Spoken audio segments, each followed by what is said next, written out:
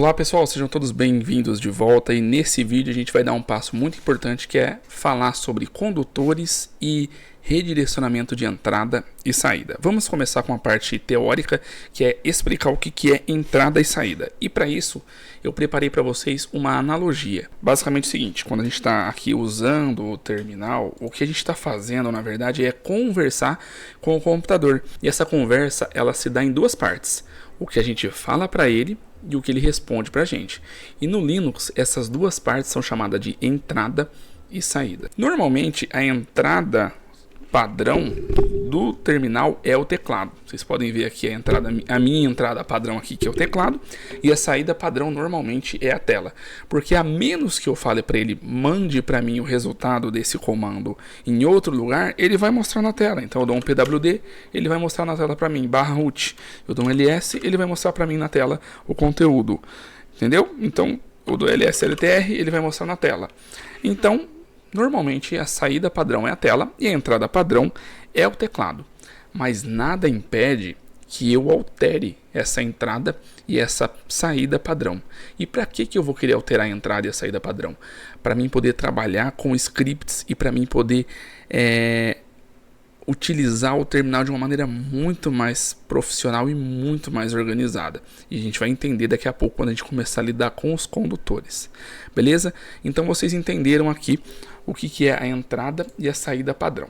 Mas vocês concordam comigo, pessoal, que se eu digitar alguma coisa nada a ver aqui no teclado, se eu digitar aqui, por exemplo, Isaac, que é meu nome, ele vai mandar assim, ó, comando não encontrado, ou seja, ele deu um erro para mim. Ele falou, você está errado, você digitou um negócio que não existe. Meu nome existe, mas não é um comando, não é alguma coisa nativa do Linux. Então ele vai retornar para mim um erro. Então a gente diferencia a saída padrão em dois itens. A saída padrão, que é quando está tudo certo, e o erro padrão, que é quando ele dá um erro. Para que isso? Mais para frente a gente vai entender por que ele diferencia esses dois. Tá bom? Então gravem isso. Agora vamos explicar brevemente o que é fluxo. Deixa eu aumentar aqui o meu slide para poder ficar mais fácil a gente entender. Pessoal, o fluxo nada mais é do que o processo entre eu dar a entrada e ele processar, né? E ele processar e retornar a saída. Porque eu não precisava nem falar, né? Obviamente, quando a gente digita alguma coisa para o computador, ele processa antes de retornar para a gente, né? Eu falo ls, ele pensa, fala, opa, ls o que é? Eu vou listar o conteúdo do diretório. Aí ele lista de conteúdo do diretório e manda para mim, exibe na tela. Esse pensar dele é o processamento, entendeu? Então, entre o processo de entrada e processamento, a gente tem um fluxo de dados ali, um fluxo de trabalho. Esse a gente chama de fluxo zero, que é a entrada padrão. Entre o processamento e a saída, ele tem o fluxo, mais um fluxo, que é o fluxo da saída padrão, que é o fluxo 1.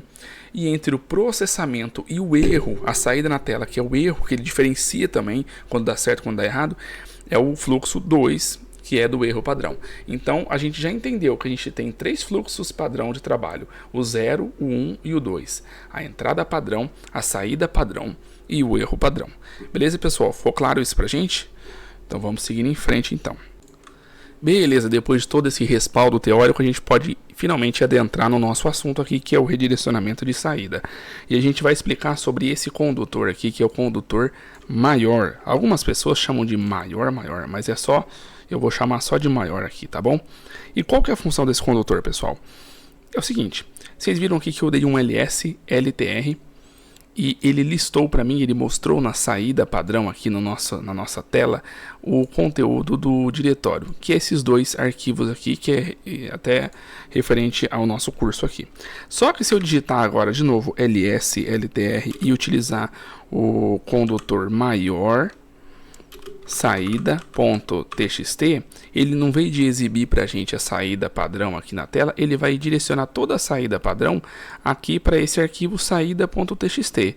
E preste atenção, esse arquivo saída.txt ele nem existe, e o condutor maior ele tem autonomia para poder criar esse arquivo, tá joia?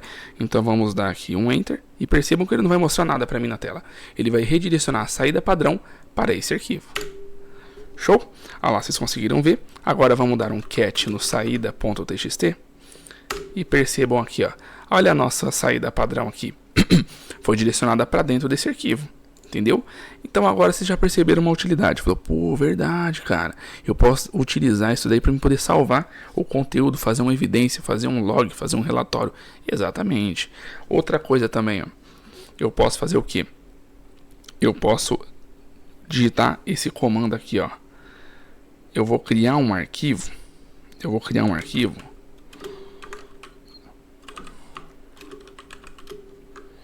E eu vou criar. Eu não deveria estar fazendo isso porque a gente ainda não aprendeu sobre esse comando, mas vamos lá. Ignorem isso por enquanto.